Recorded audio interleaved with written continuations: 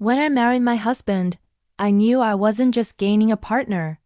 I was also becoming a stepmom to his 10-year-old son, Ethan. From the very beginning, I adored Ethan.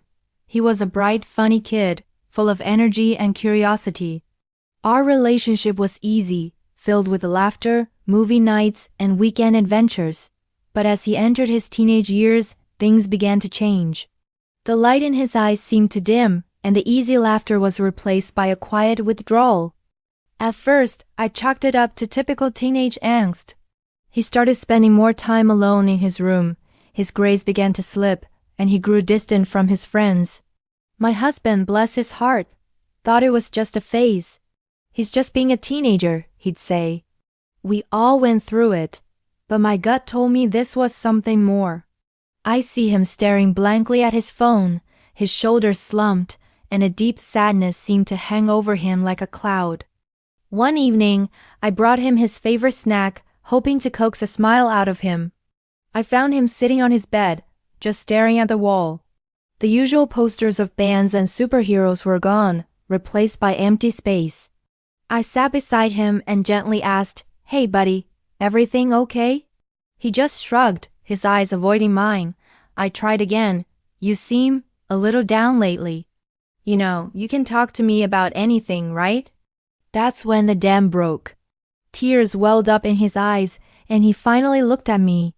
He confessed that he was being relentlessly bullied at school. It had started with online messages, cruel comments on his social media, and then it spilled into the hallways.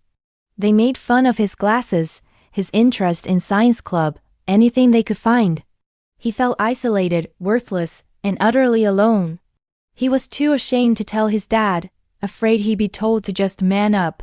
My heart shattered into a million pieces. To think of this wonderful boy feeling so broken was unbearable. That night, I couldn't sleep.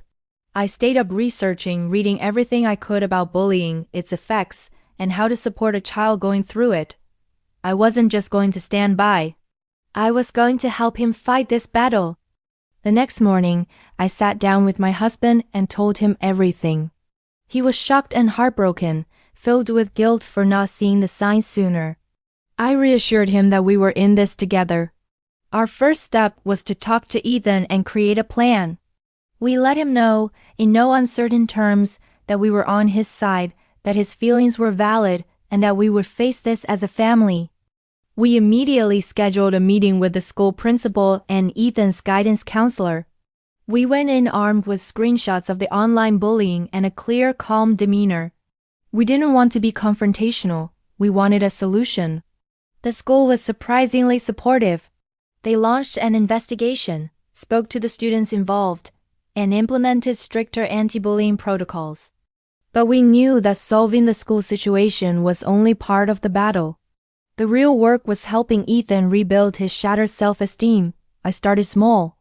I encouraged him to rejoin the science club, reminding him how much he loved it. I went with him to the first meeting back, just for moral support. He was hesitant, but he went. Seeing him light up while talking about robotics with his peers was like seeing the sun peek through the clouds. Next, I suggested he try a new activity, something completely outside his comfort zone where he could meet new people who didn't know his past. He'd always been interested in martial arts, so we found a local dojo that focused on discipline, respect, and self-confidence.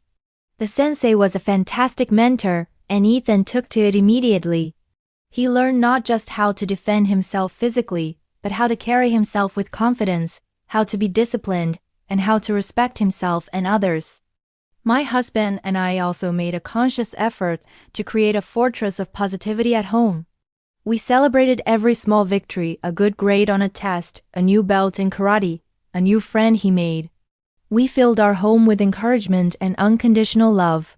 I made it my mission to have real, meaningful conversations with him every single day, not just about his problems, but about his hopes, his dreams, and his passions. The transformation wasn't overnight.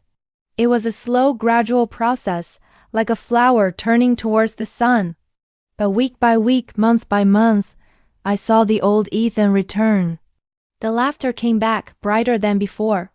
He started hanging out with friends again, both old and new. His grades shot up, and he even became a leader in the science club, mentoring younger students. One evening, about a year after that heartbreaking confession, he came into the living room while I was reading. He sat down next to me, and there was a calm confidence in his eyes I hadn't seen before. He said, "I just wanted to thank you." I was a little taken aback. "For what, sweetie?" He looked at me, his expression full of sincerity. "For everything. For listening.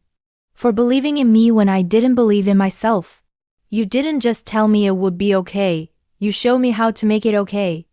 You're not my stepmom. You're my mom." In that moment, all the sleepless nights, the worry, the effort, it all melted away, replaced by an overwhelming wave of love and gratitude. It was the single most rewarding moment of my life. Being a step-parent isn't always easy. You're navigating a complex family dynamic, trying to find your place. But that day, I realized that family isn't just about blood. It's about showing up. It's about fighting for the people you love. It's about building a bond so strong that a title like stepmom just doesn't feel big enough to hold all the love. I learned so much through this journey. I learned that teenagers aren't just being moody. Sometimes, they're sending out a distress signal. I learned that listening, truly listening, is the most powerful tool a parent has. And I learned that with love, patience, and a whole lot of effort, you can help a child find their light again. If you're a parent or a step-parent and you see a child struggling, please don't dismiss it. Trust your instincts. Create a safe space for them to open up. And remember, you don't have to have all the answers. Sometimes, the most important thing you can do is just be there, holding their hand, as you figure it out together. The bond you build in those tough moments is a bond that will last a lifetime. Helping Ethan find his way back to himself didn't just change his life. It changed mine forever. It taught me the true meaning of family. Thank you so much for listening to my story. If it resonated with you, please give this video a like and consider subscribing for more stories about life, love, and family. We'll see you in the next one.